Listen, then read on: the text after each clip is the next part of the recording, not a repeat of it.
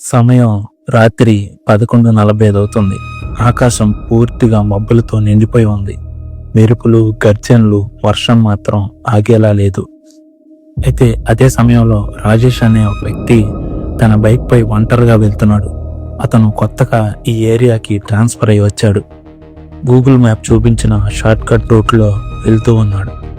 అతను తన మనసులో ఇది రోడ్డా లేక అడివా అనుకుంటున్నాడు. ఎందుకంటే రెండు వైపులా చెట్లు, ఎక్కడా ఇల్లు లేదు, సిగ్నల్ లేదు, ముందు వెళ్తున్న రోడ్ కూడా సరిగా కనిపించడం లేదు. అప్పుడే అతని బైక్ హెడ్లైట్లో ఒక బోర్డు కనిపించింది, శ్మశానం 200 మీటర్లు అని. రాజేష్ గుండె ఒక్కసారిగా బలంగా కొట్టుకుంది.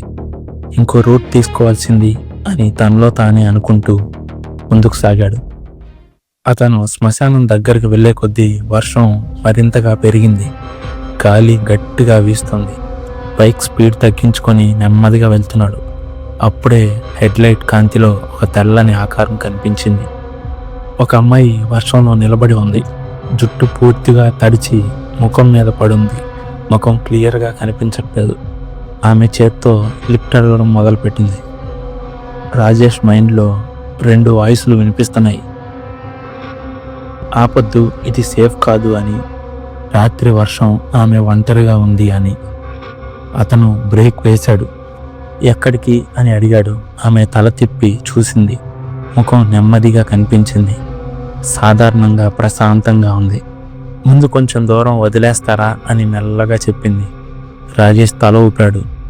ఆమె వెనకెక్కి కూర్చుంది. ఇద్దరు సైలెంట్గా వెళ్తున్నారు. ఎవ్వరూ మాట్లాడట్లేదు.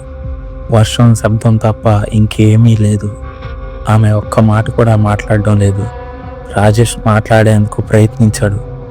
మీరు ఇక్కడ ఏం చేస్తున్నారు ఈ టైంలో అని. కానీ అటు నుంచి ఎటువంటి సమాధానం లేదు.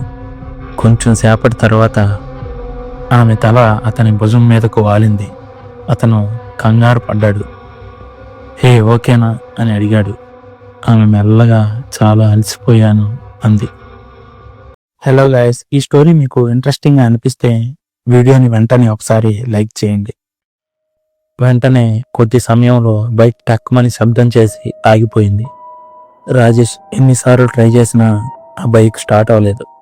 వర్షం గట్టిగా పడుతోంది. అప్పుడే దూరంలో ఒక లైట్ కనిపించింది. ఒక పాత ఇల్లు. ఇద్దరు ఆ ఇంటి దగ్గరకు వెళ్ళారు. గేట్ ఓపెన్గా ఉంది. డోర్ కూడా కొంచెం తెరిచి ఉంది. లోపల లైట్ వెలుగుతోంది.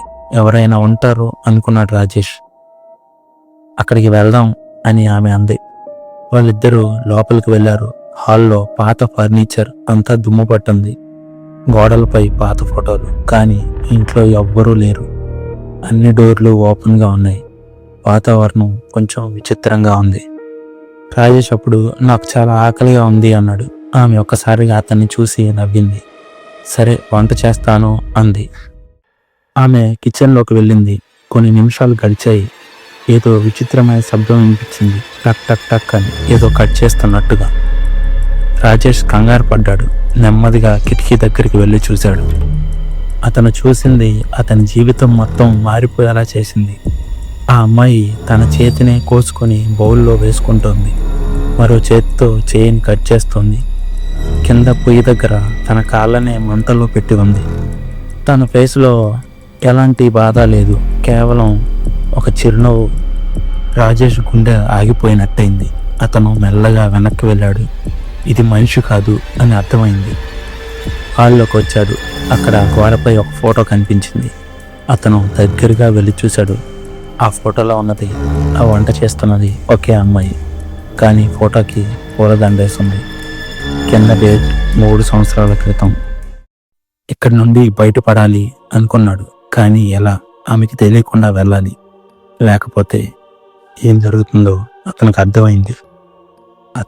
అతనికి ఫోన్ వచ్చినట్టు నటిస్తున్నాడు. జోరుగా మాట్లాడడం మొదలుపెట్టాడు. హలో, నేను వచ్చేసా, బయట ఉన్నావా అని నటించాడు. ఆమె కిచెన్ నుండి ఎవరితో మాట్లాడుతున్నావు అంది. నా ఫ్రెండ్ బయట ఉన్నాడు అన్నాడు. ఆమె నెమ్మదిగా బయటకు వచ్చింది. కళ్ళల్లో ఏదో వింతగా ఉంది. ఇక్కడ ఎవరూ లేరు అంది. రాజేష్ నవ్వుకుంటూ, లేదు, నా ఫ్రెండ్ బయటున్నాడు అని డోర్ వైపు నడవడం మొదలుపెట్టాడు. ఆమె వాయిస్ మారిపోయింది. నువ్వు వెళ్ళలేవు అంది గట్టిగా. లైట్లు ఆఫ్ అయిపోయాయి. బయట మెరుపు వెలిగింది. ఆమె ముఖం భయంకరంగా మారింది. గైస్, తర్వాత ఏం జరిగింది? అతను అక్కడి నుంచి ఎలా తప్పించుకున్నాడు? లేదా ఆ దయ్యం అతను ఏమైనా చేసిందా? తరువాత అసలు ఏం జరిగిందో పార్ట్ 2లో చెప్తాను. అందరూ పార్ట్ 2 అని కామెంట్ చేయండి. అలాగే మన ఛానల్ సబ్స్క్రైబ్ చేసుకోవడం అసలు మర్చిపోకండి. పార్ట్ 2తో కలుద్దాం.